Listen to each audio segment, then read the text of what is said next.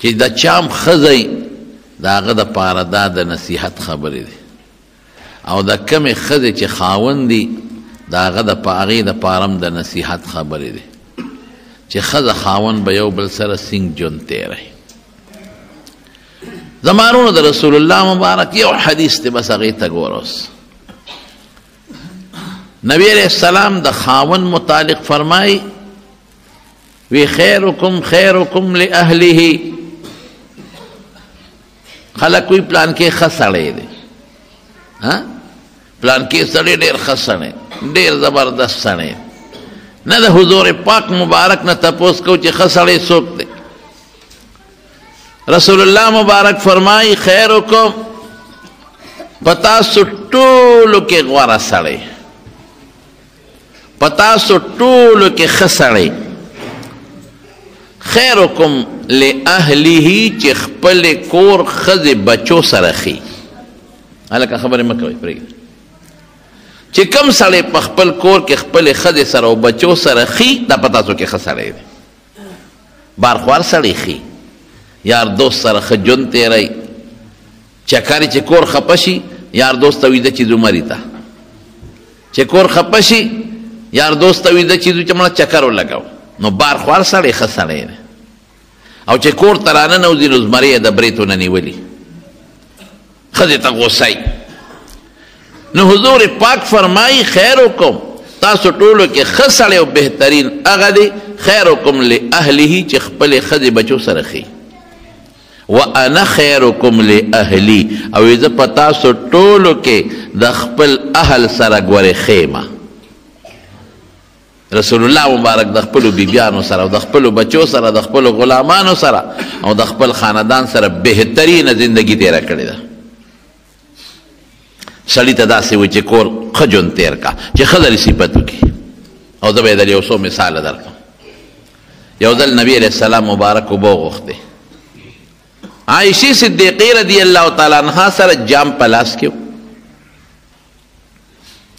وی عایشې چې ته کله اوبه وڅکې نو باقي ماله راوړه او ورته وی نه د الله رسوله مخکې به تو وڅکې بیا به وروسته زه څکم وی نه تو څکه نو عایشې بیبي اوبه وڅکلې نو بیا یې وله جام راوړه نو چې جام یې راوړه نو رسول الله مبارک ته تپوس وکړو وی عایشې شونډې دې په کوم ځای پرتې وې نو عایشې بیبي ورته ګوته ونیوه وی صاحب په دقه ځای مې شونډې پرتې وې دقه ځای مې شونډې پرتې وې قسم دی حضور پاک مبارک د عایشې د شونډو په ځای خپلې شونډې کېښودې اوبې وڅکلې اوس یو سړی ښځې سره دومره مینه کوي او د خپلې بیبي سره دونه محبت کوي چې د هغې شونډې په کوم ځای لګېدلې او ته به هم په دقه ځای د شونډې اکدم دا ښځه به ترې قربانېږي او که نه به قربانېږي زمونږ ستاسو نه مخکې ښځه اوبه څکي شي او خو دې څکي ای څه دا مردارې شونډې دې نیولې دي ټول جام دې ولاړه خدای بیخ وباسه ورشه توی که شابه او جام شوړه که نه بیا پکې اوبه راوړه دا د شریعت خلاف خبرې دي ښځه څه وینځه خو نه ده ښځه د سړي څه نوکره خو نه ده خو چې ته سینګ د الله بنده دا هم د خدای بندګۍ ده ته چې سینګ په دې خفه کېږي چې زما دې څوک بېعزتي وکړي الله هم په دې خفه کېږي چې ته د ښځې بېعزتي وکړې نو حضور پاک فرمایي چې بهترین سړی هغه دی چې هغه د خپل اهل و عیال سره ښي او زه تاسو کې په دې صفت موصوف یم زه د خپل اهل و عیال سره او د خپل کور د خلکو سره ښیمه بهترین یم خیر معنی بهترین او په شمایل ترمذی کې راځي چې رسول الله صلی الله علیه وسلم په خپل جون کې ما ضرب امرأة ولا خادما قط نه بیبي له ډب ورکړی دی نه غلام او نوکر او خادم له ډب ورکړی دی په خپله زندګۍ او که ته وایې دا دومره ښه اخلاق قسم دی د ټولو دنیا د خلکو اخلاق یو ځای کا که د رسول الله مبارک د یوې بیبي په اخلاقو کې د خپې دوړې ته رسېږي دا ولې دا ژوند یې ښکلی تېره په زور او په والو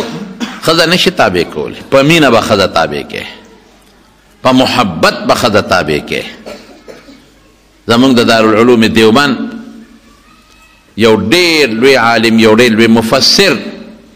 مولانا احمد علی لاہوری رحمت الله علیه جو سړی تیر شوی دی په خپل قصه کوي وی هغه وخت چې د په دارالعلوم دیوبند کې هم طالب وما د مور او پلار سیکانو دی خدای مسلمان کا نو په د دیوبند د کلی نوم دی د دیوبند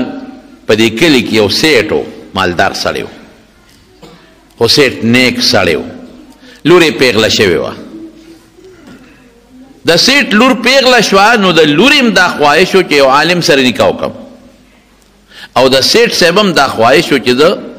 دا خپله لور یو عالم له په نکاح کړم یو بل سره مشوره وکړه چې زما د لور هم خواهش دی زما هم خواهش دی او دا لور چې یو عالم له په نکاح کوم نو چا ورته وی چې عالم ګورې نو خو دغه دارالعلوم دیوبند دی علما خو هغې ته معلوم دي هلته ورشه نو محتمم صاحب ته ووایه نو لور له به دی چې ته یو ښکلی عالم وګوري دا ډېره ښه ده نو سیټ صاحب شو انا لله و انا الیه راجعون ټول ووایه بجلی چې لاړه شي یا تکلیف راشي زر انا لله وایه نو که په دې مدرسه کې داسې یو نیک غوندې عالمي نوجوان نو ما ته وښایه چې دا لور ور په نکاح کوم یاره په دې لار راتلم په دې چمن کې مې یو لیک ولید او مې خوښ شو که هغه واده نی کړی او د هغه خواهش نو لاول مې اخوښ دی او که بالفرض د هغه زړه نه کېږي یا واده کړي بل به راله وګورئ محتمم صاحب هوښیار و هغه وی ودرېږه راده د خوښې دا به لاول وګورو هغه پسې هلک ولېږه راویې غوښته مولانا احمد علي لاهوري وی زومه وی ما ته محتمم صاحب وی چې دا سیټ صاحب دی زمونږ د دې کلي د دې دیوبند دیم نیک سړی دی لور هم نیکه ده د دواړو دا خواهش دی چې یو عالم سره دا لور په نکاح شي نو تا باندې راتېر شو ته خوښ شوې څنګه دی خیال دی واده دې کړی دی ما وی چې نه نو څنګه دی خیال دی نو ما وی چې یاره زه خو غریب سړی ما زما خو مور او پلار سیکان دي او زه مسلمان شوم هغوی د کور هم شړلې ما زما څه دي او دا خو د سیټ صاحب لور ده دا به ما سره ګزاره څنګه کوي وی سیټ صاحب وی چې زما لور هوښیاره ده او دینداره ده ابه تا سره په سپوره ډوډۍ هم ګزاره کوي خو ستا خوښه یې ډېره ښه ده خوښه مې ده په پلان کې ورځ به موږ راځو نکاح به تړو مولانا احمد علي لاهوري صاحب وایي چې هغه ورځ شوه د نکاح د تړلو وی زما یو جوړه به دویمه نه وه نو ملګرو ما ته وی چې دا جامې دي خیرې نه دي او مهرباني وکړه زمونږ واچوه خو زه په دې پوه شوم چې د دې ملګرو جامې په ما برابر نه دي په دې کې وبدي ښکارم د چا غټې دي د چا لنډې دي مشوره یې دا راکړه طالبان هم زمونږ یو بل سره خوش طبیعتۍ ډېرې کوي وی چې غسلخانې ته ننوځه او اوبه هم لامبې سرسونت به وکړي جامې به برابر کې او بیا به لنګ ووې او بار به روځي دا جامې دې نه چوڼ کا او بس نور ته به یې واچې او بس اوبې بادې او بس وچې بشي وابچې ما چې یاره دا خبره ټیک ده وی غسلخانې ته ننوتم ویښته نوکان وغیره مې برابر کړل او مې لمبل او جامې مې ځان له ووینځلې او لنګ مې و بار راووتم خو بس طالبانو را سره چل وکړه او زه مړو پوه نه شوم ورځ د وریځ به او نرۍ نرۍ باران او جامې کم دی او چی دی جامې بادوم او هوا له ورکوم او جامې کم دی او چیږي او طالبان هم را پورې خاندي جو ټینګ شه وی خیر جامو نه څه ناسه اوبه اوچې شوې خو نمجنې دي مې واچولې یخني به پکې رپېدم دې کې مې سخر راغی د سخرونه مې رالل او خیان مې رالل نکاح تړلی کېږي چې سخر مې ما ته وکتل نو سخر مې پېښ و چې د دې غریب همدقه یو جوړه ده او بل ورځ چې راغلې م همدقه و نن م همغه ده او ځان لینځلې ده او لا وچه شوې نه ده په ما پوه شو وی نکاح وتړلی شو د نکاح نه پس واده شو ښځه مې کور ته بوتله مولانا احمد علي لاهوري رحمت الله علیه وایي چې ښځه خو د سیټ لور و نیازبینه وه او ما سره سو ټماټر خوره اوچه ډوډۍ ځان له خوشته کاغۍ باندې ګزاره کوه ډېر بد حال و دغه وخت زما او زما د ښځې اوچه ډوډۍ به م اوبو کې خوشتول او ګزاره به م پرې کوله او د ټماټر او د مالګې سره به م ډوډۍ خوړه دې زمانه کې چې ښځه واده شي نو یا په سبا یا په اومه پلار کره دی. هغه زمانه کې داسې نه وه. او میاشت پس 2 میاشتې پس جنۍ د پلار کره تله. چې میاشت پس مې ښځه پلار کره لاړه نو پلار ته تپوس وکړه سیټ صاحب وی بیٹی اپنے شوہر کو کیسے پایا؟ لوری خاوند څنګه ومونته؟ خاوند څنګه دی؟ نو که د دې زمانې ښځه وې بلا شیشکه نو څه به وې؟ ای پلاره غرقه دې کړم، چاله دې ورکړم، ملاله دې ورکړم، چې ډوډۍ در سره نه وه نو په دا اوبو کې به دې غورځولی وم، یو ورځ مرګ وراغلی به نو په ما خو هره ورځ مرګ تېرېږي، چای خو یې پرېږده خو ډوډۍ هم نشته، ترکاري هم نشته،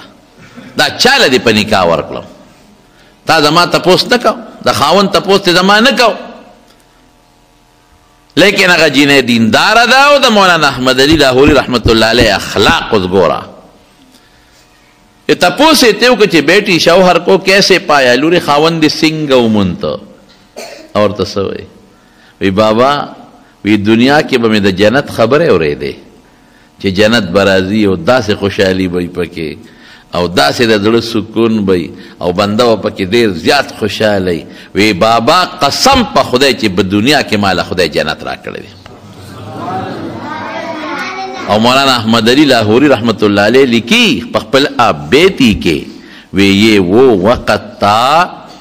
جب احمد علی نہ تھا، آج احمد علی ہے. وی دا هغه وختو چې زما دا مقام نو او ما ته ښځې جنت وی، اوس خو یې الحمدلله احمد علی دی وی. د کشف خاوند یو ځل یو سړی ولا راغی وی ستا په ګاونډ کې 2 کسان مړه دي او صاحب جنازه به تکې په پلان کې ټیم د سرخکته کوي، ایک جنت کو گیا ایک دوزخ کو. نو مرګر وته وی شاګردانو وی صاحب دا دومره دعوه خو پیغمبر هم نه ده کړی، د غیب علم خو الله سره دی. تا ته څه پته لګي چې یو جنت ته لاړ او بل دوزخ ته لاړ؟ بس میں نے کہا آپ پوچھ لے. ما اوی تاسو تپوس وکړئ چې معلومات یې وکړل خبره ټیک و خطا. وی چې هغه کوم جنت ته تللی هغه اکسیډنټ کې مړو او رسول الله مبارک فرمایي صاحب الهدم شهید، اکسیډنټ کې مړو جنت ته لاړ. او بل مړی ته تیزندی چولې و ځان لې ځان یې پانسي کړی و. دې ته کشف وایي، دې بزرګانو ته کېږي. یو ځل یو سیټ ورپسې راغی وی صاحب جومات مې جوړ کړی دی، لومبې مونځ به پکې تکې، افتتاح به تکې. مولانا احمد علی لاہوری رحمت اللہ علیہ وی ډېره ښه ده چې لاړ او په جومات یې قدم کېښود وی کاش بہت اچھا مسجد ہے، بہت بہترین، کافی خرچہ کیا ہے اس مسجد پر، بہت خوبصورت، لیکن کاش کے حرام پیسوں پر نہ بنا ہوتا. ډېر خشته خوبصورت جومات دی خو افسوس چې په حرامو نه وی جوړ نه ښه به وه. نا سیټ ته چا وی ټنګ یې درکړه که نه؟ همدغسې ښې درته یې واوروله چې په حرامو دې جوړ کړی دی که نه؟ سیټ وی ټیک وایي، یو ما ته پته ده یو الله ته پته ده، نه زما ښځې ته پته شته نه بچو ته، دا ما د سود په پیسو جوړ کړی دی. دې ته کشف وایي. نو مولانا احمد علی لاہوری وی چې کم وخت زما ښځې وی چې جنت خدای را کړی دی، وی په دې مقام نوم چې دا اوس خدای کم مقام را کړی دی. نو دا ولې ښځه د خاوند صفت کوي؟ دی په دې وجه کوي چې خاوند د ښځې سره ښه ژوند تېر کړي، خشته بهترین ژوند ورسره تېر کړي.